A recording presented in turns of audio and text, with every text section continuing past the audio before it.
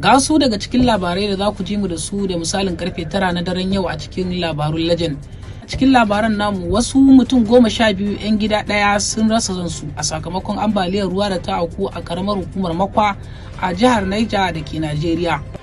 Sannan za kuma ku ji a labaran wani jigo a karkashin jam'iyyar NNPP a Najeriya, Buba Galadima, ya ce ci gaban mai haƙar rijiya ne tsawon shekaru biyun da Bola Ahmed Tinubu ya ɗauka yana mulki a Najeriya.